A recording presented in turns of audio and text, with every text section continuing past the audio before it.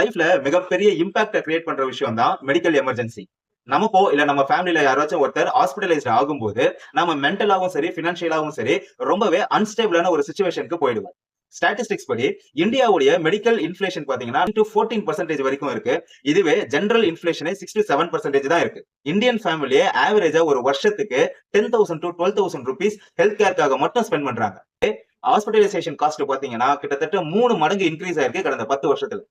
இந்தியாவுடைய டோட்டல் பாப்புலேஷன்ல வெறும் 30% of the people மட்டும் தான் ப்ராப்பரான மெடிக்கல் இன்சூரன்ஸ் வச்சு இந்த மாதிரியான மெடிக்கல் எமர்ஜென்சியை மேனேஜ் பண்றாங்க.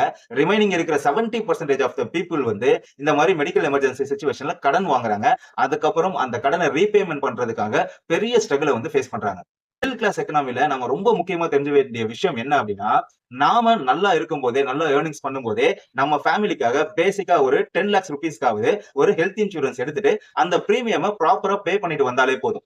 நிறைய மிடில் கிளாஸ் என்ன தப்பு பண்ணுவாங்கன்னா, சார் நான் பிரீமியம் பே பண்றேன், பட் எனக்கு எந்த ரிட்டர்ன்ஸும் கிடைக்காது, நான் ஏன் பே பண்ணணும் அப்படின்னு நினைப்பாங்க. அப்படி இல்ல, ஏதாவது ஒரு நாள் வந்து நம்ம ஃபேமிலில யாராச்சும் ஒருத்தர் ஹாஸ்பிடலைசேஷன் ஆகும்போது கண்டிப்பா இந்த ஹெல்த் இன்சூரன்ஸ் உங்களுக்கு பயங்கர ஹெல்ப்ஃபுல்லா இருக்கும். சோ நீங்க உங்களை வந்து பினான்சியலி ஸ்டேபிளா வச்சுக்கணும் அப்படின்னா, கண்டிப்பா வந்து ஒரு பேசிக்கான ஹெல்த் இன்சூரன்ஸ் கண்டிப்பா தேவைப்படும்.